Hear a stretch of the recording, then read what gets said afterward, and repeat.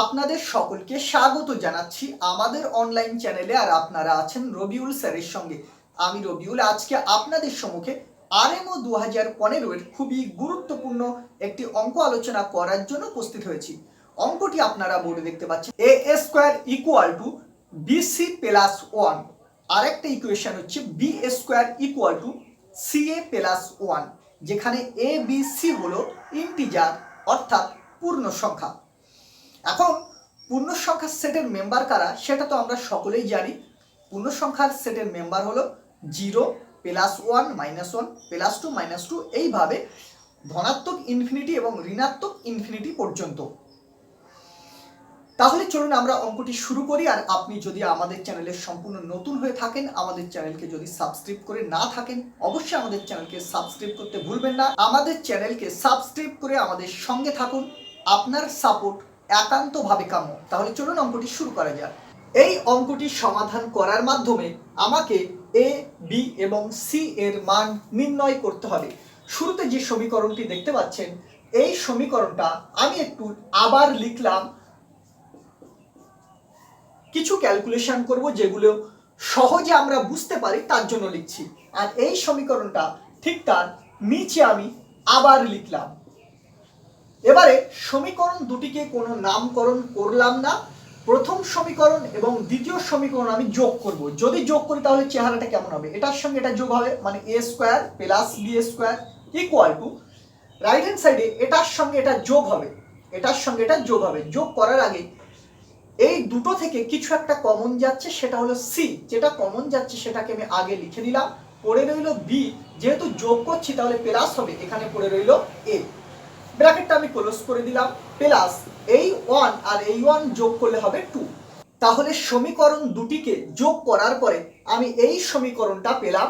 এই সমীকরণটার নাম দিলাম 1 নম্বর। এবারে আমি আরেকটা কাজ করব, এই সমীকরণ মানে প্রথম সমীকরণ থেকে দ্বিতীয় সমীকরণটা আমি বিয়োগ করব। আগের বার যোগ করেছিলাম, এবার বিয়োগ করব। যদি বিয়োগ করি তাহলে প্রথম সমীকরণের লেফট হ্যান্ড সাইড থেকে দ্বিতীয় সমীকরণের লেফট হ্যান্ড সাইড বিয়োগ হবে, এবং প্রথম সমীকরণের রাইট হ্যান্ড সাইড থেকে দ্বিতীয় সমীকরণের রাইট হ্যান্ড সাইডটা বিয়োগ হবে। বিয়োগ করলে সেক্ষেত্রে কেমন হবে, a square minus b square equal to, এবারেও রাইট হ্যান্ড সাইডে এই বি সি থেকে সি এটা বিয়োগ হবে। বিয়োগ হবে, আগের বারে যোগ হয়েছিল, এবার বিয়োগ হবে। বিয়োগ হওয়ার পূর্বে সি কমন যাচ্ছে, তাহলে সিটা কমন নিলাম। আর বি মাইনাস এ হবে, যেহেতু এটার থেকে এটা বিয়োগ হচ্ছে। তারপরে এই 1 থেকে 1টা যখন বিয়োগ হবে সেক্ষেত্রে 0 হবে, সেটা আর লিখছি না। লেফট হ্যান্ড সাইডে এ স্কোয়ার মাইনাস বি স্কোয়ারটা এটা রাখলাম, আর রাইট হ্যান্ড সাইড থেকে আমি একটা মাইনাস কমন নিলাম। সিটা যে সি ছিল সেটা পড়ে রইবে। আর যেহেতু আমি ব্র্যাকেটের ভিতর থেকে মাইনাস কমন নিয়েছি, মাইনাস কমন নেওয়ার কারণে ব্র্যাকেটের মধ্যে যে সংখ্যাগুলি আছে সেই সংখ্যাগুলির চিহ্ন পাল্টে যাবে। অর্থাৎ মাইনাস কমন নেওয়ার ফলে মাইনাস এটা হয়ে যাবে প্লাসে, প্লাস এটা আমি আগে লিখলাম, প্লাস বিটা হয়ে যাবে মাইনাস বি, সেটা আমি পরে লিখলাম। এবারে লেফট হ্যান্ড সাইডে এটাকে আমি সূত্র করব এ plus B into A minus B. R right hand side থেকে এটাকে লেফট হ্যান্ড সাইডে নিয়ে আসবো, যেহেতু মাইনাস ছিল হয়ে যাবে plus C into A minus B equal to right hand সাইডটা হয়ে যাবে কি 0, এটাকে আমি লেফট হ্যান্ড সাইডে নিয়ে এসেছি। এরপরে এ মাইনাস বি কিন্তু আবার কমন যাচ্ছে, এ মাইনাস বি যদি কমন নেই তাহলে লেফট হ্যান্ড সাইডে পড়ে রইবে এ প্লাস বি, এ প্লাস বি, আর এখানে প্লাস সি ইকুয়াল টু 0। যেহেতু এই পদ এবং এই পদ দুটির গুণফল 0 হচ্ছে, তাহলে তারা কি হবে, হয় এটার সমান 0 হবে, না হয় এটার সমান 0। তাহলে হয় a minus B equal to 0, না হয় a plus b plus c equal to 0। এবারে এই জায়গায় a minus B equal to 0 মানে এ ইকুয়াল টু কি হবে, বি হবে। এ ইকুয়াল টু বি যে মানটা পেয়েছি, এই মানটা আমরা এই 1 নম্বর সমীকরণে বসাবো। এর পরিবর্তে বি বসাতে পারি, অথবা বি এর পরিবর্তে এ বসাতে পারি। তো 1 নম্বর সমীকরণে প্রথমে আছে এ স্কোয়ার, সেটা লিখলাম, প্লাস বি এর পরিবর্তে আমি এ বসাবো। তাহলে কি হবে, বি এর পরিবর্তে এ, তার উপরে কি আছে এ স্কোয়ার ছিল, এ স্কোয়ার হবে equal to C into B এর পরিবর্তে আমি এ বসাবো, এ, তারপরে এই এটা বসিয়ে দিলাম, প্লাস 2 বসিয়ে দিলাম। তাহলে হয়ে গেল এ স্কোয়ার প্লাস এ স্কোয়ার মানে 2a স্কোয়ার ইকুয়াল টু এ আর এ যোগ করলে হবে 2a, তার সঙ্গে সি গুণ করলে হবে 2ac প্লাস 2। আমি লেফট হ্যান্ড সাইড এবং রাইট হ্যান্ড সাইড থেকে যদি 2 ক্যান্সেল করি তাহলে এখানে হবে a square equal two ac plus 1। Right hand side থেকে একটা 2 কমন নিয়েছি, তারপরে লেফট হ্যান্ড সাইডের এই 2 আর রাইট হ্যান্ড সাইডের সেই কমন নেওয়ার 2টা কেটে দিয়েছি, তাহলে এটা হবে। তারপরে a square minus ac equal to 1। ac-টাকে লেফট হ্যান্ড সাইডে নিয়ে এসেছি, এ কমন নিলাম, তাহলে a স্কয়ার থেকে কমন নিলে একটা এ আর একটা পড়ে রইবে, মাইনাস এটা চলে গেল, তাহলে c ইকুয়াল টু প্লাস 1। এইবারে আমাকে ভাবতে হবে, খুবই গুরুত্বপূর্ণ অঙ্ক, মন দিয়ে ভাববেন এবং দেখবেন। আমাকে বলছে এ বি সি আর ইন্টিজার্স, অর্থাৎ এ বি সি হলো পূর্ণ সংখ্যা। পূর্ণ সংখ্যা সেটা ধনাত্মক হতে পারে, ঋণাত্মক হতে পারে। এবারে এ যেহেতু একটি পূর্ণ সংখ্যা, আবার এ তো পূর্ণ সংখ্যা, সিও পূর্ণ সংখ্যা। এ মাইনাস সি অর্থাৎ একটা পূর্ণ সংখ্যা থেকে আরেকটা পূর্ণ সংখ্যা বিয়োগ। একটা পূর্ণ সংখ্যা থেকে যদি আমি আরেকটি পূর্ণ সংখ্যা বিয়োগ করি সেটাও পূর্ণ সংখ্যা হবে, ধনাত্মক পূর্ণ সংখ্যা হোক অথবা ঋণাত্মক, কিন্তু সেটাও কি হবে, পূর্ণ সংখ্যা হবে। ভালো করে বুঝবেন। তাহলে এ তো একটি পূর্ণ সংখ্যা, আর এই বিয়োগফল এটাও একটা কি হবে, পূর্ণ সংখ্যা হবে, বিয়োগফলটাও পূর্ণ সংখ্যা হবে। তাহলে এ এবং এই বিয়োগফলটার মাঝে কি সম্পর্ক, গুণ সম্পর্ক। তাহলে আমি বুঝতে পারলাম দুটি পূর্ণ সংখ্যার গুণফল হচ্ছে প্লাস 1। দুটি পূর্ণ সংখ্যার গুণফল প্লাস 1 হতে পারে যখন একটি পূর্ণ সংখ্যা 1 অপর পূর্ণ সংখ্যাটাও 1 হবে, তখন তাদের গুণফল প্লাস 1, অথবা একটি পূর্ণ সংখ্যা হলো -1 এবং অপর পূর্ণ সংখ্যাটিও হলো -1, সেক্ষেত্রে কিন্তু পূর্ণ সংখ্যা দুটির গুণফল প্লাস 1 হচ্ছে। তাহলে কি কি শর্তে পেলাম, একটি পূর্ণ সংখ্যা হচ্ছে প্লাস 1। যদি এই প্রথম শর্তটা নিয়ে আমরা কথা বলি, তাহলে একটি পূর্ণ সংখ্যা বলতে এ, তাই তো, এ যখন প্লাস 1, আরেকটি পূর্ণ সংখ্যা সেটাকে এ মাইনাস সি, এটাও কত হচ্ছে, প্লাস 1 হচ্ছে। আচ্ছা, এ যদি প্লাস 1 হয় বি ইকুয়াল টু কত হবে, প্লাস 1, কারণ আমরা পেয়েছি এ ইকুয়াল টু বি। এরপরে আমরা এর পরিবর্তে এর মান প্লাস 1 বসিয়ে দিলাম, minus C equal to plus 1। Plus 1 cancel হয়ে গেলে মাইনাস সি ইকুয়াল টু 0 বা সি ইকুয়াল টু 0। তাহলে একটা সমাধান আমরা পেয়ে গেছি, সেটা হচ্ছে এ হলো প্লাস 1, বি হলো প্লাস 1 আর সি হলো 0। এবারে যদি আমরা একটি পূর্ণ সংখ্যা -1 নেই, একটি পূর্ণ সংখ্যা -1 নেওয়ার অর্থ হলো একটি পূর্ণ সংখ্যা বলতে এখানে কে, এ, তাই তো। তাহলে এ যদি -1 হয় তাহলে বিও কি হবে, -1 হবে।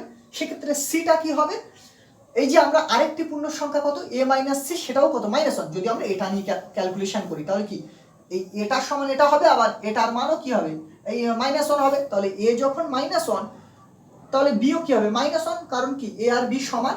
এইবারে সি এর মানটা বার করতে হবে। এবার এ মাইনাস সি এটার সমান কত, এটাও -1 লিখলাম। এর পরিবর্তে আমি এর মান -1 বসিয়ে দিলাম, মাইনাস সি ইকুয়াল টু 0, উভয় মাইনাস সি ইকুয়াল টু -1, উভয় দিকে -1 ক্যান্সেল হয়ে গেলে মাইনাস সি ইকুয়াল টু 0 বা সি ইকুয়াল টু 0। তাহলে আরেকটি সমাধান আমরা পেয়ে গেলাম, এ যখন -1 বিও -1 সি হচ্ছে 0। তাহলে আমরা দুটো সমাধান পেয়ে গেছি। এবারে এই যে সমীকরণটি আছে এই সমীকরণটি নিয়ে আমরা কাজ করব। বন্ধুরা, এখন আমরা এই যে সমীকরণটি দেখতে পাচ্ছি, এই সমীকরণ থেকে যদি সি এর মান নির্ণয় করি তাহলে সি ইকুয়াল টু কি হবে, a plus beta right hand side চলে যাবে, সেখানে হবে minus of a plus b, right hand side চলে গেলে এটা হবে।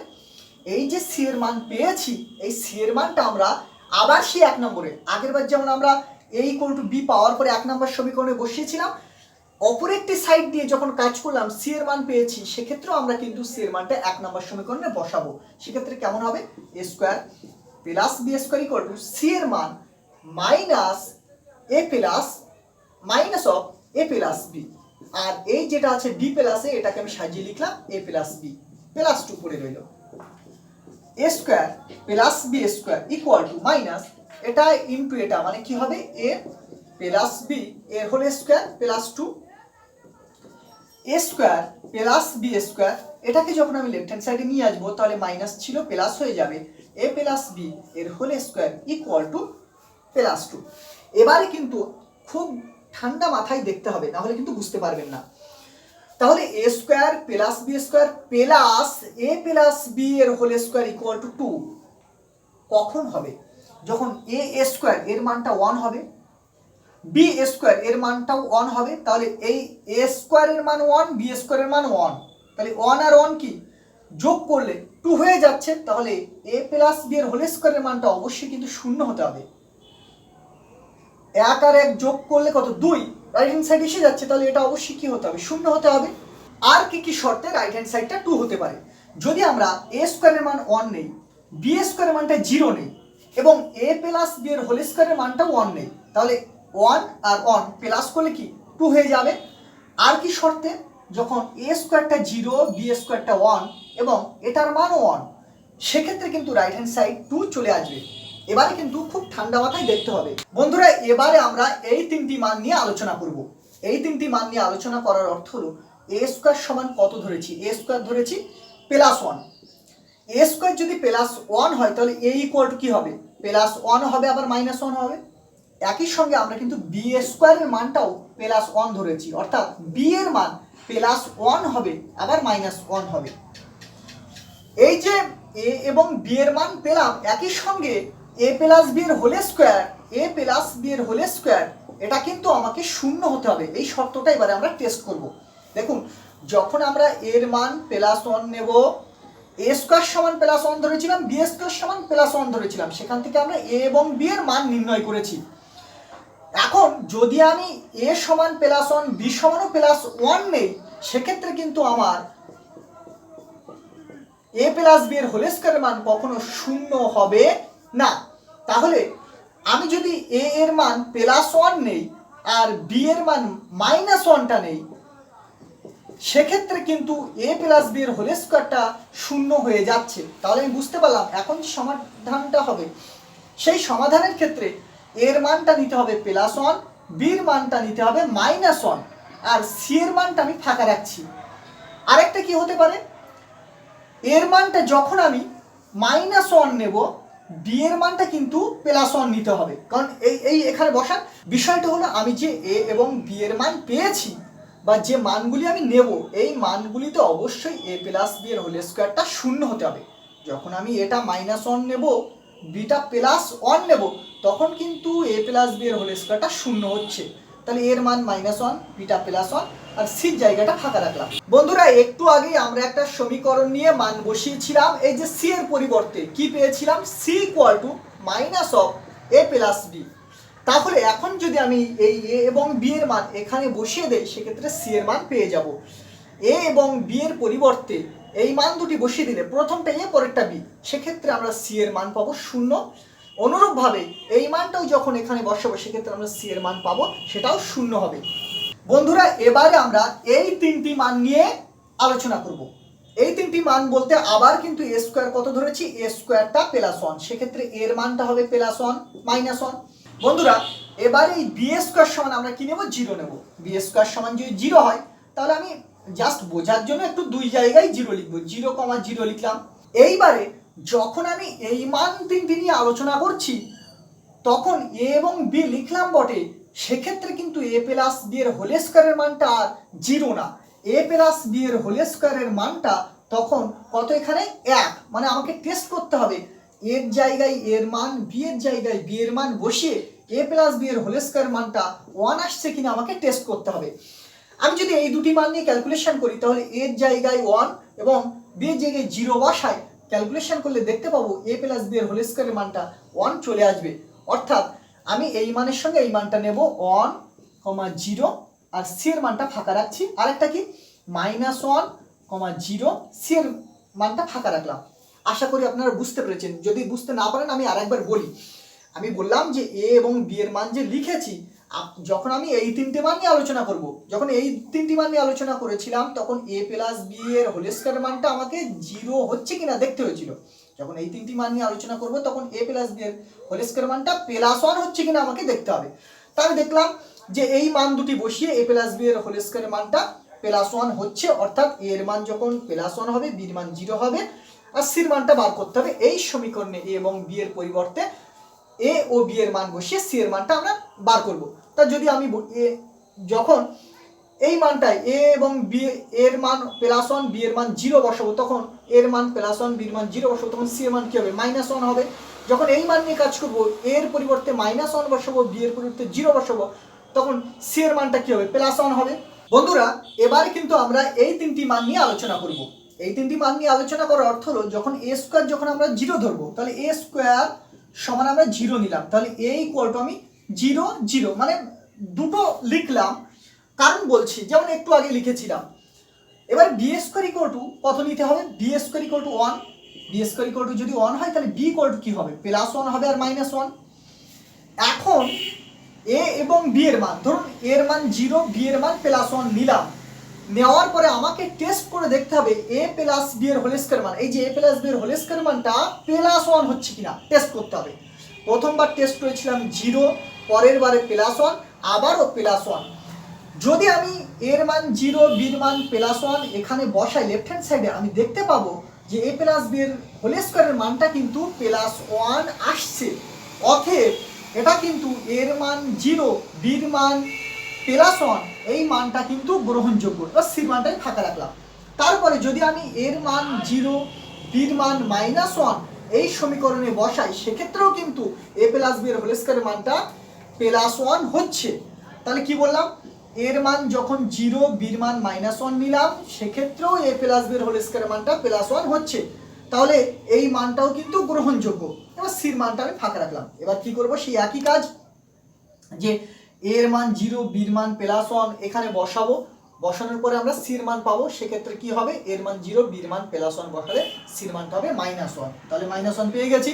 আবার যখন আমি এর মান 0 এবং বি এর মান -1 এখানে বসাবো, সেক্ষেত্রে কিন্তু সি এর মানটা +1 পাবো। তাহলে এই সমাধানগুলি আমরা নির্ণয় করতে পারলাম। প্রথম দুটো হচ্ছে এই দুটি, মানে +1 +1 0, -1 -1 0।